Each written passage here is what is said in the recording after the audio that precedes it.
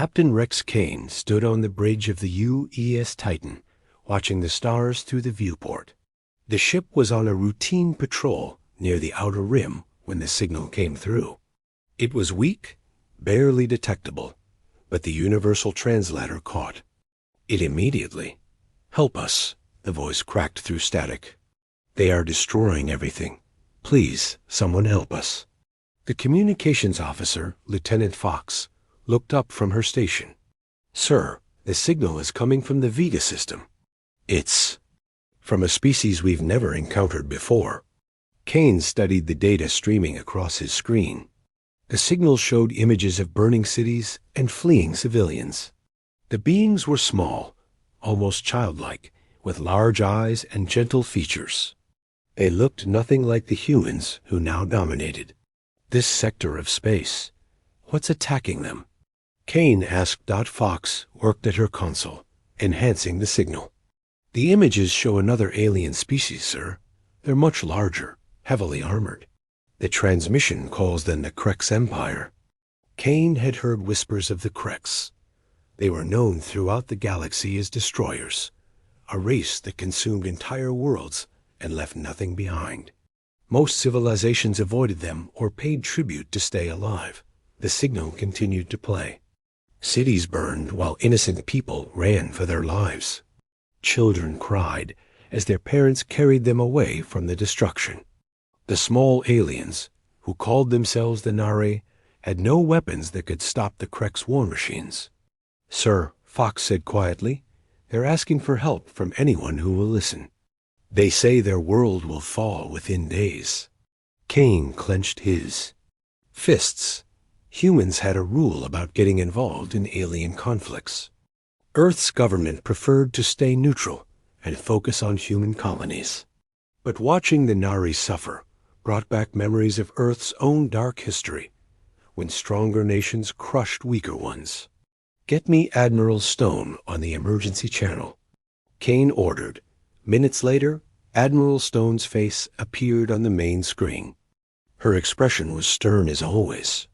"Captain Kane, what's your status?" "Admiral, we've received a distress call from the Vega system. A species called the Nari is being wiped out by the Krex Empire. They need immediate help." Stone frowned.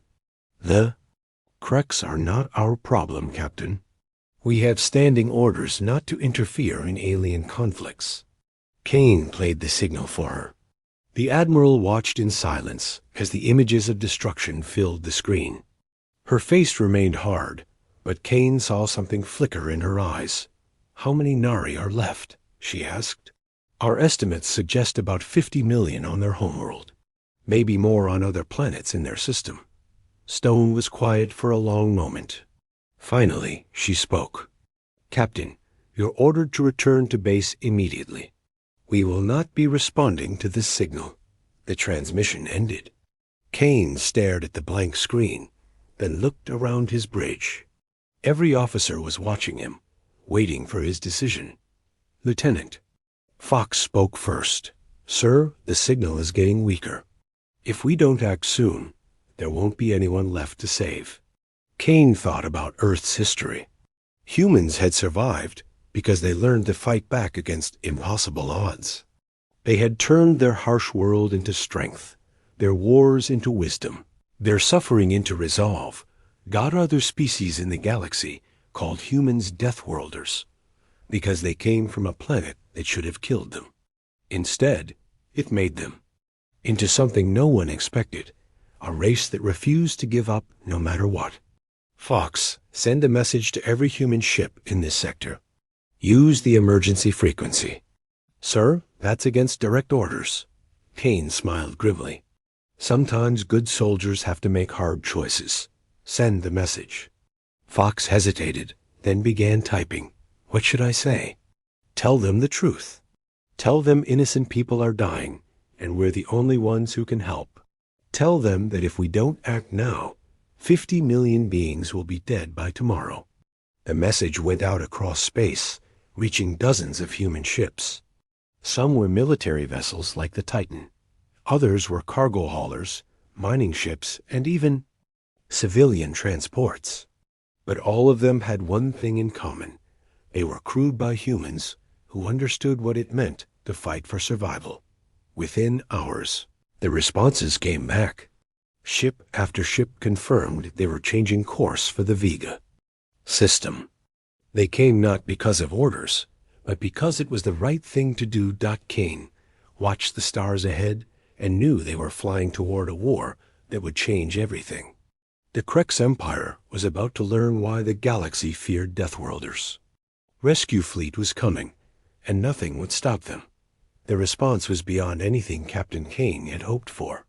Within 12 hours, 47 human vessels had changed course toward the Vega system. They came from mining operations, trade routes, and patrol duties across 3 sectors. Captain Blue's cargo hauler, the Steel Runner, was the first to arrive. Her ship had been carrying supplies to a distant colony, but she dumped the cargo and welded military-grade weapons to her hull. "My grandfather fought in the resource wars," she told Kane over the cone. "He always said real strength comes from protecting those who can't protect themselves." Commander Gray followed in his mining ship, the Rockbreaker. The vessel was built to crack asteroids, but Gray had modified the mining lasers into weapons that could cut through any armor. His crew of 12 had voted unanimously to join the fight. "We've got plasma cutters that can slice through a mountain," Gray reported. "Figure they'll work just fine on Krex ships." Captain West arrived with the biggest surprise. His passenger transport, the Hope's Journey, carried 300 volunteers, engineers, medics, pilots, and soldiers who had left their posts to join the rescue mission. Earth's government would call them deserters, but they called themselves humanity's conscience. "We've got people from every human colony," West explained. Word spread through the networks faster than wildfire. Everyone wanted to help. Kane coordinated the growing fleet from the bridge of the Titan. The ships were nothing like the organized military formations of Earth's Navy. Cargo haulers flew next to mining vessels. Passenger transports traveled alongside patrol boats. It looked like chaos, but Kane saw something else: determination. Lieutenant Fox worked around the clock, gathering intelligence on the Krex Empire. The data painted a grim picture. The Krex were an ancient warrior race that had conquered hundreds of worlds. Their ships were heavily armored and designed for overwhelming force. They won battles by sheer brutal power. "Sir," Fox reported, "the Krex have never lost a war. Every species they fought either surrendered or was completely destroyed. They don't understand the concept of mercy." Kane studied the tactical reports. Krex battle formations were simple but effective. They grouped their largest ships in the center and used smaller vessels to surround their enemies. Once trapped, they would pound their opponents into submission with superior firepower. "What about their weaknesses?" Kane asked. Fox shook her head. "That's the problem, sir. They don't seem to have any. Their armor is nearly impenetrable, their weapons are devastating, and they outnumber us 50 to 1. Despite the odds, more ships kept arriving. The human fleet grew to 60 vessels, then 70. Each captain brought their own skills and modifications. The mining ships had industrial strength equipment. The cargo haulers had massive engines built for hauling heavy loads. The transports carried supplies and personnel that could keep the fleet running. Meanwhile, the signals from the Nari homeworld grew weaker and more desperate. The aliens reported that the Krex had landed ground forces and were systematically destroying cities. Millions of Nari were fleeing to the mountains, but there was nowhere left to hide. "They're asking if we're really coming," Fox translated. "They say they've been waiting for 3 days now." Kane felt the weight of responsibility on his shoulders. 70 ships seemed like a lot until he compared them to the Krex war fleet surrounding the Nari homeworld. Intelligence suggested the enemy had over 3,000 vessels, including massive battleships that could destroy planets. But as Kane looked around his bridge, he saw something the Krex had never encountered: His crew wasn't fighting for conquest or resources. They were fighting because innocent people needed help, and turning away wasn't an option. Captain Blue's voice came over the fleet frequency. All ships, this is Blue. We're entering the outer edge of the Vega system. Krex patrol ships detected us about an hour ago. Kane felt his pulse quicken. Any response from the enemy? Negative, sir. They're maintaining their siege positions around the Nari homeworld. Looks like they don't consider us a threat. Commander Gray laughed grimly. They're about to learn the biggest mistake you can make is underestimating a human who's decided to fight. Kane activated the fleet-wide comm system. All ships, this is Kane. We're about to enter combat with an enemy that's never been defeated. They have better ships, better weapons, and greater numbers. But they don't have what we have, the knowledge that some things are worth dying for. The human fleet pressed forward through space, 70 ships against an empire. The war was about to begin. The Vega system looked like a vision of hell. The Nari homeworld hung in space surrounded by hundreds of Krex warships. The planet's surface glowed with fires from burning cities, while massive enemy vessels continued their bombardment from orbit. Captain Kane studied the tactical display from the bridge of the Titan. The Krex fleet was arranged exactly as intelligence had predicted: heavy battleships in the center, medium cruisers forming a protective ring, and fast attack ships patrolling the outer edges. They're not even trying to hide, observed Lieutenant Fox. It's like they want us to see how hopeless this is. Kane counted the enemy vessels on his screen. Over 2,000 ships, some larger than anything in the human fleet. The largest Krex battleship was 3 times the size of the Titan, bristling with weapons that could vaporize a city. Captain Blue's voice crackled over the comm. Kane, we're picking up transmissions from the planet. The Nari are saying goodbye to each other. They think we're not coming. Tell them to hold on, Kane replied. We're about to announce our arrival. The human fleet had spread out during their approach, using the system's asteroid belt as cover. 70 ships might seem small compared to the Krex armada, but Kane had a plan that didn't rely on matching firepower. Commander Gray reported in from his position near the largest asteroids. Mining charges are set and ready, sir. We've got enough rock to make things very interesting. Kane smiled grimly. Humans had learned warfare on a planet where everything tried to kill them. They had fought with sticks and stones before they had steel and plasma. More importantly, they had learned to use their environment as a weapon. All ships begin Phase 1, Kane ordered. The attack began not with weapons, but with physics. Gray's mining ship fired charges that sent massive asteroids tumbling toward the Krex fleet. The rocks were slow and should have been easy to destroy, but there were hundreds of them, all moving in different directions. The Krex responded exactly as predicted. Their attack ships broke formation to intercept the asteroids, using their powerful weapons to blast the incoming rocks into smaller pieces. It was an impressive display of firepower, but it left gaps in their defensive line. Phase 2, go. Kane commanded Captain West's transport ship, loaded with volunteers, suddenly accelerated toward one of the gaps. The Hope's journey wasn't built for combat, but it was fast and carried enough people to crew a dozen ships. As Krex vessels moved to intercept, the transport split open like a flower, releasing 30 small fighter craft that had been hidden inside. The Krex had never seen anything like it. Their weapons were designed to destroy large targets, not swarms of tiny ships that moved like angry insects. The human fighters dove between the massive Krex vessels, too small to hit effectively, but armed with precision weapons that could target critical systems. Captain Blue's cargo hauler joined the chaos, ramming directly into a Krex cruiser.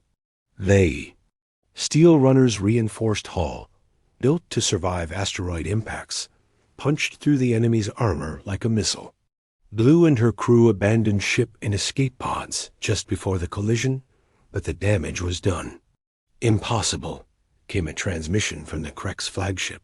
It was the first time they had bothered to communicate with the humans. You fight without honor, without order. Kane responded personally. We fight to save innocent lives. If that lacks honor in your culture, then your culture is wrong. The battle became a swirling melee as more human ships joined the fight. Commander Gray used his mining lasers to slice through enemy hulls, while smaller human vessels darted between the massive Krex, battleships like wolves attacking a herd of giants. The Krex were powerful, but they were confused. They had never fought an enemy that used such chaotic tactics. Their formations began to break down as captains tried to respond to threats coming from every direction at once. On the planet's surface, the bombardment had stopped. The Nari looked up at the sky and saw something they hadn't expected. Hope. The Krex fleet was too busy fighting to continue their attack on the surface. Sir, Fox reported excitedly, we're getting signals from the planet. The Nari are saying the Krex ground forces are retreating to defensive positions. Kane watched his tactical display as the human fleet continued its assault. They were taking heavy losses. 12 ships destroyed, dozens more damaged, but they were proving something important. The Krex could be hurt. The unstoppable empire could be stopped. All ships fall back to Rally Point Alpha, Kane ordered. We've done what we came to do. As the human fleet regrouped beyond the asteroid belt, they left behind something the galaxy had never seen before, a Krex fleet in retreat. News of the battle at Vega spread across the galaxy faster than light. For the first time in recorded history, someone had fought the Krex Empire and lived to tell about it. More importantly, they had forced the mighty Krex fleet to retreat, even if only temporarily. Captain Kane stood in the damaged bridge of the Titan, reading reports from across human space. The victory had cost them dearly. 12 ships destroyed and 30 more badly damaged. But the message was clear. The unstoppable empire could be stopped. Sir, Lieutenant Fox announced, we're receiving a transmission from Admiral Stone. Kane grimaced. He had been expecting this call. When Stone's face appeared on the screen, her expression was unreadable. Captain Kane, you and your fleet are ordered to withdraw immediately and return to Earth for court-martial proceedings. With respect, Admiral, we can't do that. The Nari still need our help. Stone's jaw tightened. You've already done enough damage.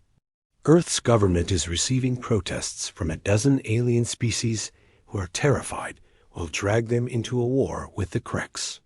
Kane looked at his tactical display, where new ships were appearing every hour. Word of their fight had reached human colonies across the sector, and volunteers were arriving in everything from military vessels to converted freighters. Admiral, I'm seeing 40 new ships on my sensors. Humans from every colony in the sector are coming to help. We didn't start this war, but we're going to finish it. Stone was quiet for a moment. When she spoke again, her voice was softer. Kane, I understand what you're trying to do, but you're talking about fighting an empire that has conquered half the galaxy. This isn't a battle you can win.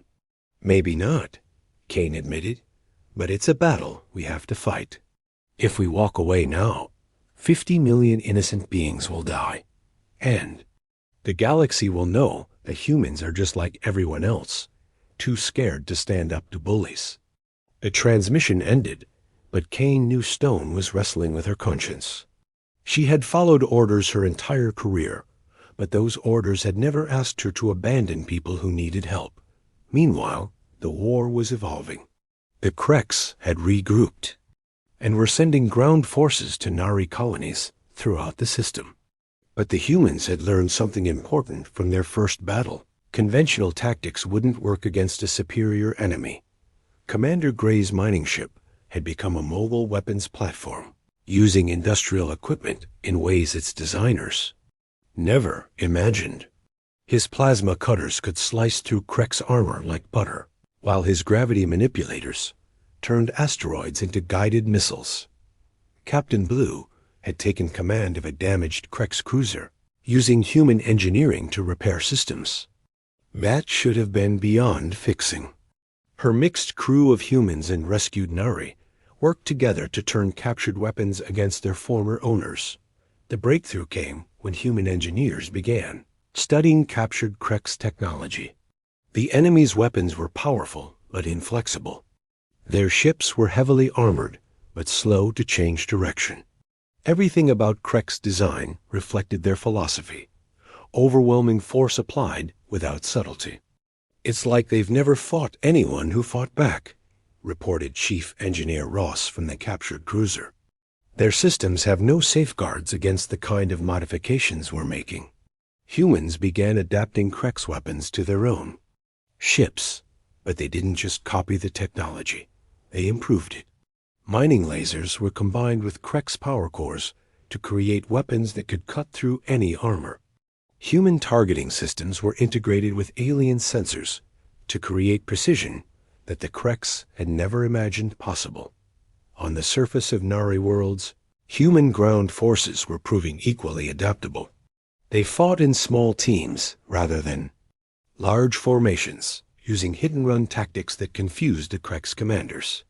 When the enemy expected a frontal assault, humans appeared from behind. When the Kreks tried to surround them, humans had already moved to new positions. The galaxy was watching now.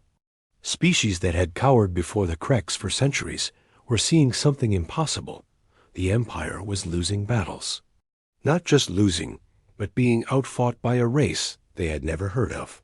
Captain West's transport had been converted into a mobile command center, coordinating rescue operations across 3 star systems. Millions of Nari had been evacuated to safer worlds, while human volunteers worked alongside alien engineers to rebuild destroyed cities. "Sir," Fox reported, "we're receiving a priority transmission from Earth." Kane expected another command to withdraw, but when the screen activated, he saw Admiral Stone's face, and she wasn't alone. Behind her stood dozens of other officers, all wearing determined expressions.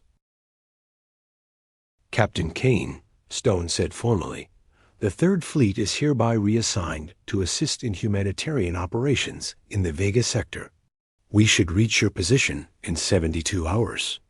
The Krek's empire was about to face the full might of humanity's military, and they had no idea what was coming. The final battle began at dawn on the 5th day of the war. The Krek's empire had gathered their most powerful fleet, over 5,000 ships, including their legendary dreadnoughts that had never known defeat. Against them stood 200 human vessels, a mix of military ships, converted civilian craft, and captured alien technology. Captain Kane watched from the bridge of the Titan as the enemy fleet emerged from hyperspace.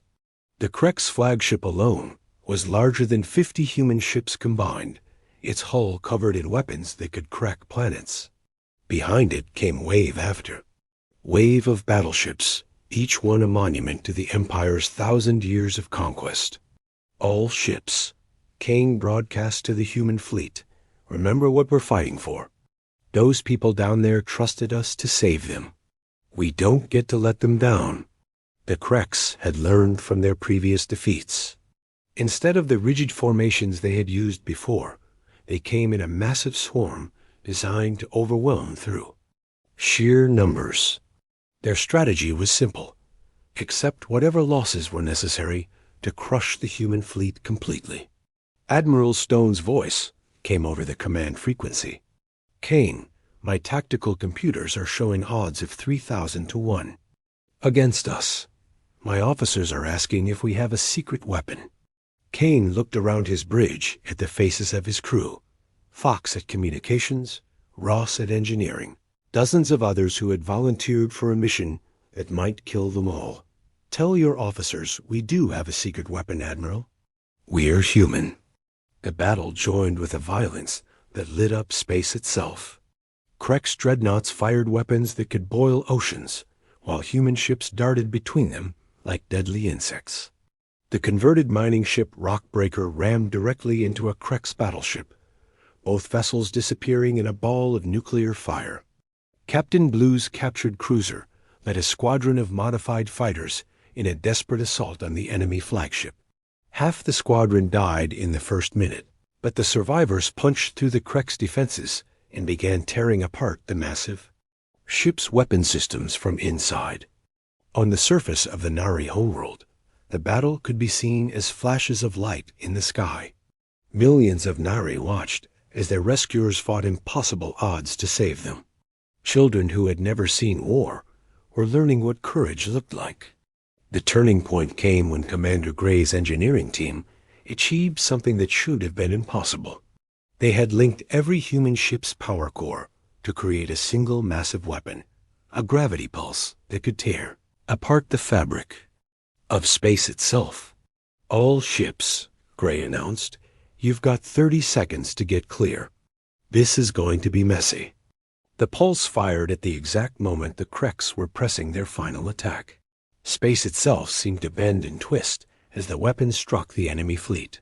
Dozens of Krex ships were torn apart by forces they couldn't understand, while others were flung away like toys. But the victory came at a terrible price. The gravity weapon had drained every human ship's power core, leaving them defenseless. The surviving Krex vessels moved in for the kill, their weapons charging for one final barrage. That was when the impossible happened. Ships began appearing from hyperspace, not human ships, but vessels from dozens of alien species across the galaxy. The Nari's cousins from distant worlds, trade partners who had benefited from their kindness, even former enemies who had been moved by the human sacrifice. "This is Captain Vell of the Altair Defense Force," came a transmission. "We're here to finish what the humans started." The combined fleet of aliens and humans swept down on the remaining Krex vessels. The empire that had terrorized the galaxy for 1,000 years found itself facing something it had never encountered: species working together instead of cowering separately. The Krex flagship, burning and broken, sent one final transmission. "How?" the alien commander asked. "How did you unite them against us?" Kane answered personally. "We showed them that someone who fights for others is worth following." When the battle ended, the cost was clear. Half the human fleet was gone, including many of the volunteers who had answered the original call for help. But the Nari were free. The Krex Empire was broken, and the galaxy had learned something new. Captain West's transport ship, now serving as a refugee center, was filled with Nari families saying goodbye to their human rescuers. Children drew pictures of the strange aliens who had saved them, while adults tried to find words to express gratitude that went beyond language. "Sir," Fox reported quietly, "we're receiving signals from all over the galaxy. Dozens of species are asking if they can join some kind of alliance with humanity." Kane smiled as he watched the Nari homeworld healing beneath them. The war was over, but something better was just beginning. The galaxy had found its guardians, and they came from a small blue world that had taught them the most important lesson of all: some things are worth fighting for, no matter the cost.